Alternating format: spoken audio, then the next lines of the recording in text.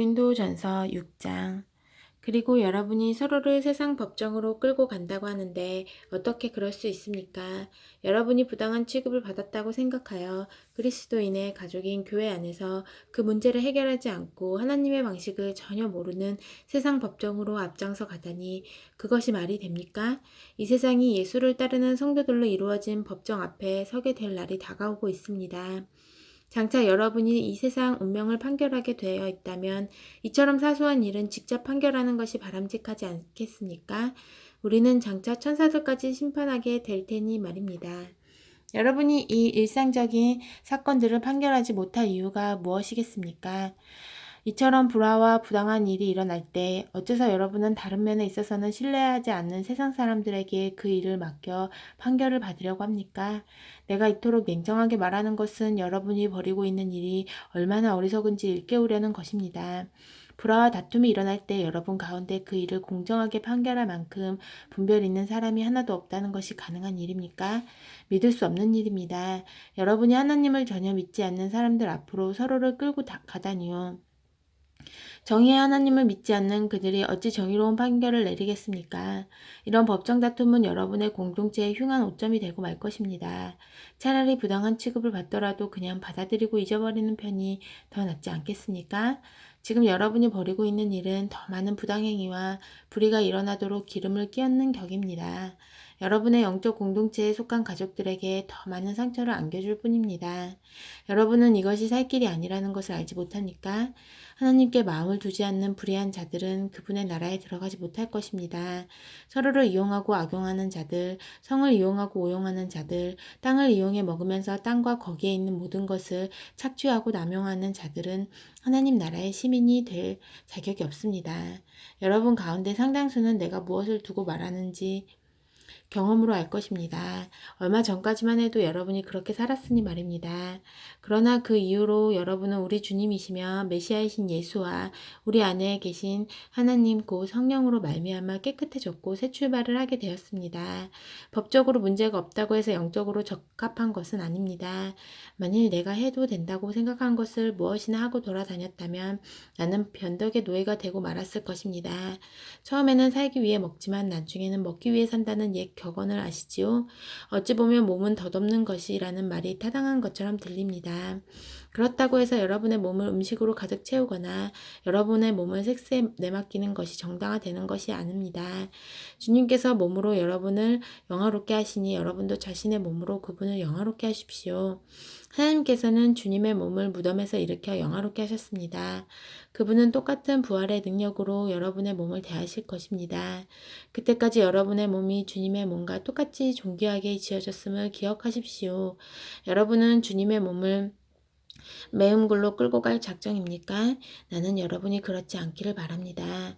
섹스에는 살갗과 살갗의 접촉 그 이상의 것이 있습니다. 섹스는 육체적 사실만큼이나 영적인 비밀이 있습니다. 이는 성경에 두 사람이 한 몸이 될 것이다 라고 기록된 것과 같습니다.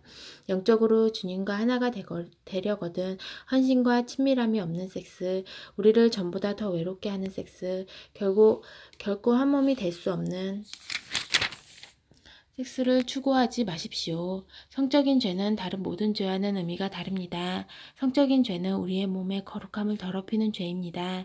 우리 몸은 하나님께서 주시고 하나님께서 의도하신 사랑을 위해 다른 사람과 한 몸이 되도록 지어졌습니다. 여러분은 여러분의 몸이 성령께서 거하시는 거룩한 곳임을 알지 못합니까? 여러분은 하나님께서 엄청난 대가를 치르고 사신 여러분의 몸을 함부로 굴리면서 제멋대로 살아서는 안 된다는 것을 모릅니까? 여러분의 몸은 여러분의 영적인 부분에 속해 있는 소유물이 아닙니다. 그 모든 것의 주인은 하나님이십니다. 그러니 여러분의 몸 안에서 여러분의 몸을 통해 사람들이 하나님을 볼 수 있게 하십시오. 7장 결혼과 독신에 관한 지침. 이제 나는 여러분이 내게 편지하면서 던진 질문에 답하려고 합니다. 첫째, 성관계를 갖는 것이 바람직한 일일까요? 물론입니다. 그러나 결혼이라는 확실한 관계 안에서만 그렇습니다. 남자가 아내를 얻고 여자가 남편을 얻는 것은 좋은 일입니다. 성적인 욕구가 강하다고 하지만 부부관계는 그 욕구를 다스릴 뿐 아니라 성적 무질서의 세상 속에서 균형 잡히고 만족스러운 성생활을 지켜줄 만큼 강합니다. 부부의 잠자리는 서로를 위한 서로를 위한 자리가 되어야 합니다. 남편은 아내를 만족시키기 위해 힘쓰고 아내도 남편을 만족시키기 위해 힘써야 합니다. 부부관계는 자신의 권리를 주장하는 자리가 아닙니다. 부부관계는 침대 안에서든 침대 밖에서든 상대방을 섬기겠다는 결단입니다. 성관계의 절제는 부부가 기도나 금식에 전념하기 위해 서로가 동의하는 한에서만 일정 기간 허용될 수 있습니다. 그 기간에만 그렇게 해야 합니다. 정한 기간이 끝난 다음에는 다시 함께 하십시오. 여러분이 부부관계에 대한 기대를 접는 순간 사탄이 교묘하게 유혹하기 때문입니다. 나는 그 같은 절제의 기간을 가지라고 명하는 것이 아닙니다. 다만 여러분이 그런 기간을 갖고자 할 때 필요한 최선의 조언을 제시하는 것뿐입니다. 가끔 나는 모든 사람이 나처럼 독신이기를 바랍니다. 그것이 여러 생활 방식 중에서 보다 단순한 생활 방식이기 때문입니다. 그러나 결혼 생활과 마찬가지로 독신 생활도 모든 사람에게 맞는 것은 아닙니다. 하나님께서 어떤 사람에게는 독신 생활을 선물로 주시고 어떤 사람에게는 결혼 생활을 선물로 주십니다. 하지만 결혼하지 않는 사람과 과부들에게 말합니다. 내가 그랬던 것처럼 홀로 지내는 것이 가장 좋은 것입니다. 결혼 생활이 수고롭긴 해도 홀로 살면서 정욕에 시달리는 것보다는 낫습니다. 이미 결혼한 사람들은 결혼 생활을 유지하십시오. 이것은 나의 명령이 아니라 주님의 명령입니다. 남편과 헤어진 여자는 홀로 지내든가 아니면 돌아가서 남편과 화해하는 것이 좋습니다. 남편도 아내를 버릴 권리는 없습니다. 여러분 중에는 믿지 않는 사람, 그리스도인이 아닌 사람과 결혼한 이들이 있는데 주님은 그들에게 이렇다 할 명령을 주지 않으셨습니다. 그러니 이렇게 하십시오. 믿는 남자에게 믿지 않는 아내가 있고 그 아내가 남편과 같이 살기를 원한다면 그녀와 함께 사십시오. 믿는 여자에게 믿지 않는 남편이 있고 그 남편이 아내와 같이 살기를 원한다면 그와 함께 사십시오. 믿지 않는 남편은 자기 아내의 거룩함을 어느 정도 나누어 갖게 되며 믿지 않는 아내도 자기 남편의 거룩함에 어느 정도 영향을 받게 마련입니다. 그렇지 않으면 그들의 자녀는 버림받은 상태가 되고 말 것입니다. 그 자녀들도 하나님의 영적인 목적에 포함되어 있습니다. 그러나 믿지 않는 배우자가 떠나가려고 하면 떠나가게 내버려 두는 것이 좋습니다. 필사적으로 붙잡을 필요가 없습니다. 하나님께서 우리를 부르신 것은 할 수 있는 한 평화롭게 살고 최선을 다해 살게 하려는 것입니다.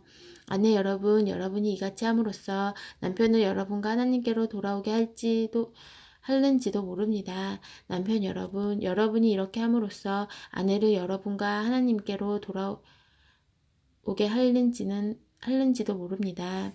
그러니 여러분은 어딘가 다른 곳에 있기를 바라거나 누군가 다른 사람과 살았으면 하고 바라서는 안 됩니다. 여러분이 지금 있는 곳이야말로 하나님께서 여러분을 위해 마련해 주신 삶의 자리입니다. 바로 거기에서 살고 순종하고 사랑하고 믿으십시오. 여러분의 삶의 가치를 결정하는 것은 하나님이시지 결혼 여부가 아닙니다. 내가 다른 사람들보다 여러분에게 더 엄하다고 생각하지 마십시오. 나는 모든 교회에 똑같이 조언하고 있습니다. 하나님께 부르심 받을 때 여러분이 유대인이었습니까? 그렇다면 유대인이라는 증거를 없애려고 하지 마십시오. 하나님의 부르심을 받았을 때 여러분이 이방인이었습니까? 그렇다면 유대인이 되려고 하지 마십시오. 유대인인지의 여부가 중요한 것이 아닙니다. 정말 중요한 것은 하나님의 부르심에 순종하고 그분의 계명을 지키는 것입니다. 하나님께서 여러분의 이름을 부르실 때 여러분이 있던 바로 그 자리에 머무르십시오. 여러분이 종이었습니까? 종의 신분이 순종이나 믿음의 걸림돌이 되는 것이 아닙니다. 내 말은 여러분이 옴싹달싹 못하게 매여 있으니 벗어날 수 없다는 뜻이 아닙니다. 자유인이 될 기회를 얻거든 속히 그 기회를 붙잡으십시오. 나는 여러분이 새로운 주인을 모시면 여러분이 꿈에도 생각하지 못했던 놀라운 자유를 경험하게 될 것이라고 말씀드리는 것입니다. 다른 한편으로 그리스도께서 여러분을 부르실 때 여러분이 자유인이었다면 여러분은 꿈에도 생각지 못했던 하나님께 종이 되는 기쁜 경험을 하게 될 것입니다. 종이든 자유인이든 간에 한때 여러분 모두는 죄악된 사회의 볼모로 잡혀 있었습니다. 그때 하나님께서 여러분의 몸값으로 어마어마한 금액을 치르셨습니다. 그러니 여러분은 다른 사람이 시키는 대로 행하던 옛 습관으로 돌아가지 마십시오. 친구 여러분, 여러분이 부름받았던 그 자리에 머무르십시오. 하나님께서 그 자리에 함께 계십니다. 고상한 자세를 견지하고 하나님 곁에 머무르십시오. 주님께서 처녀들과 관련해서는 이렇다 할 지침을 주지 않으셨습니다. 그러나 주님의 크신 자비를 경험하고 줄곧 그분께 충성한 사람으로서 드리는 나의 조언을 여러분은 신뢰할 수 있을 것입니다. 지금 사방에서 우리에게 가해져 오는 압박이 있으니 나는 여러분이 현재 상태로 살아가는 것이 가장 좋겠다고 생각합니다. 결혼했습니까? 그렇다면 결혼한 상태로 살아가십시오. 미혼입니까? 그렇다면 미혼인 상태로 살아가십시오. 그러나 여러분이 처녀이든 아니든 결혼하는 것이 죄는 아닙니다. 내가 말씀드리려는 것은 이미 우리를 압박하는 일이 많은 이 시대에 여러분이 결혼하면 더 많은 스트레스를 받게 되리라는 것입니다. 가능하다면 나는 여러분을 붙잡고 말리고 싶습니다. 친구 여러분, 나는 시간이 아주 중요하다는 점을 말씀드리고 싶습니다. 낭비할 시간이 없으니 여러분의 삶을 쓸데없이 복잡하게 만들지 마십시오. 결혼 생활이든 슬픈 일이나 기쁜 일을 만나든 무슨 일을 하든지 단순하게 사십시오. 쇼핑 같은 평범한 일을 할 때에도 그렇게 하십시오. 세상이 여러분에게 억지로 떠맡기는 일은 가급적 삼가하십시오. 여러분도 보다시피 이 세상은 소멸해 가고 있습니다. 나는 여러분이 할 수 있는 한 복잡한 일에 벗어나 살아가기를 바랍니다. 미혼이면 여러분은 주님을 기쁘시게 해드리는 일에 마음껏 집중할 수 있습니다. 결혼한 사람은 자잘한 집안일과 배우자를 기쁘게 하는데 매이게 되고 신경 써야 할 수많은 요구에 매이게 됩니다. 미혼인 사람은 결혼한 사람이 서로를 돌보고 부양하기 위해 기울이는 시간과 에너지를 하나님의 온전하고 거룩한 도구가 되는데 쏟을 수 있습니다. 나는 여러분에게 도움을 주어 그 일을 가급적 용이하게 하려는 것이지 더 어렵게 하려는 것이 아닙니다. 내가 바라는 것은 여러분이 주님과 많은 시간을 보내면서 크게 주의를 빼앗기지 않는 생활 방식을 발전시켜 가는 것입니다. 어떤 남자가 여자친구에게 성실을 다하면서도 독신으로 하나님을 섬기겠다고 결심하여 결혼할 마음이 없다가 마음이 변해서 그녀와 결혼하기로 결심했다면 어서 결혼하는 것이 좋습니다. 결혼이 죄가 되는 것도 아니고 일부 사람들이 말하는 것처럼 독신 생활보다 더 한 단계 낮은 단계도 아닙니다. 한 단계 낮은 것도 아닙니다. 그러나 어떤 남자가 하나님을 섬기기 위해 홀로 지내기로 결심했고 그 결심이 다른 사람들의 강요가 아니라 자신의 확신에 따른 것이라면 그는 홀로 지내는 것이 좋습니다. 결혼 생활은 도덕적으로나 영적으로 바르며 어느 모로 보나 독신 생활보다 낮은 차원의 삶이 전혀 아닙니다. 그러나 앞에서 말씀드린 대로 나는 우리가 살고 있는 이 시대의 특성 때문에 목회적인 이유로 독신 생활을 장려하는 것입니다. 아내는 남편이 살아있는 동안 남편과 함께 지내야 합니다. 그러나 남편이 죽으면 자기가 원하는 사람과 결혼할 자유가 있습니다. 물론 그녀는 믿는 사람과 결혼하여 주님의 축복을 받고 싶어 할 것입니다. 지금쯤 여러분은 내 생각을 아시겠지만 나는 그녀가 독신으로 지내는 편이 더 좋을 것이라고 생각합니다. 주님도 그렇게 생각하실 것입니다. 8장 책임이 따르는 자유. 우상에게 바친 고기와 관련해서 여러분은 끊임없이 이런 질문을 합니다. 우상에게 바친 고기가 차려진 식탁에 앉아야 하나요? 말아야 하나요? 종종 우리는 이런 질문에 답하기 위해 알아야 할 모든 것을 알고 있다고 생각하기 쉽습니다. 그러나 교만한 지성보다는 겸손한 마음이 우리에게 더 많은 도움이 됩니다. 하나님 한 분만이 모든 것을 아십니다. 이것을 인정할 때까지 우리는 제대로 알고 있다고 할 수 없습니다. 어떤 사람들은 우상이라는 것을 전혀 실제가 없는 것이고 아무것도 아니며 우리 하나님 한 분밖에는 다른 신이 없다고 아주 정확하게 말합니다. 또한 그들은 아무리 많은 신들의 이름이 불려지고 숭배되어도 모두 터무니없는 이야기에 지나지 않는다고 말합니다. 아버지 하나님 한 분만이 계실 뿐이며 만물이 그분에게서 났고 그분은 우리가 그분을 위해 살아가기를 바라신다고 아주 명확하게 말합니다. 그리고 오직 한 분 주님 메시아 예수만이 계시고 만물이 그분을 위해 존재하며 우리도 그분을 위해 존재한다고 말합니다. 옳은 말입니다. 엄밀하게 따지자면 우상에게 바친 고기에는 아무 일도 일어나지 않습니다. 그것은 여느 고기와 똑같습니다. 이것은 나도 알고 여러분도 아는 사실입니다. 그러나 아는 것이 전부가 아닙니다. 아는 것이 전부가 되어버리면 몇몇 사람들은 다 아는 자로 자처하며 다른 사람들을 아무것도 알지 못하는 자로 여기게 될 것입니다. 참된 삶은 그렇게 무신경한 것이 아닙니다. 이와 관련해서 우리는 모든 사람의 이해 수준이 똑같지 않다는 것을 알아야 합니다. 여러분 가운데는 평생 동안 우상에게 바친 고기를 먹어왔고 그 고기 속에 악한 것이 들어있어서 여러분 안에서도 악한 것이 될 것이라고 생각하는 사람들이 있습니다. 그런 조건 아래에서 형성된 상상력과 양심이라면 하룻밤 사이에 갑자기 바뀌지는 않을 것입니다.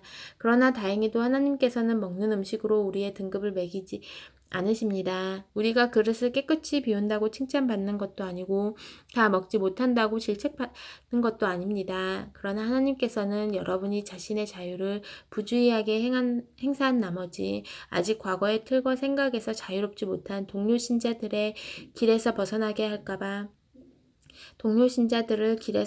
할까봐 마음을 쓰십니다. 예를 들어 여러분이 우상 숭배를 위해 차려진 잔치, 곧 우상에게 바쳐진 고기가 주요 요리인 잔치에 참석함으로써 여러분의 자유를 과시한다고 해봅시다.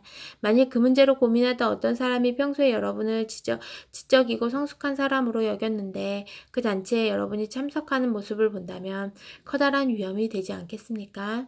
그는 대단히 혼란스러워할 것입니다.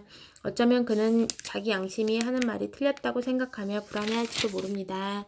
그리스도께서는 그 사람을 위해서도 자기 목숨을 내어주셨습니다. 그렇다면 여러분은 적어도 그 사람을 위해 그런 잔치에 가지 말아야 하지 않겠습니까? 여러분이 말하는 것처럼 잔치에 가고 안 가고가 중요한 문제는 아니니까요. 그러나 여러분이 잔치에 간 것이 여러분의 동료에게 심각한 상처를 주고 그를 영원히 망하게 한다면 그것은 큰 문제가 아닐 수 없습니다. 여러분의 동료에게 상처를 주는 것은 그리스도께 상처를 주는 것입니다. 여기저기서 꺼림낌 없이 행해지는 식사는 이 약한 사람들을 희생시켜도 될 만큼 가치가 있는 것은 아닙니다. 우상숭배로 더러워진 음식을 먹으러 가는 것이 여러분의 형제 자매 가운데 한 사람이라도 걸려 넘어지게 할 우려가 있다면 절대로 그 자리에 가지 마십시오. 아멘.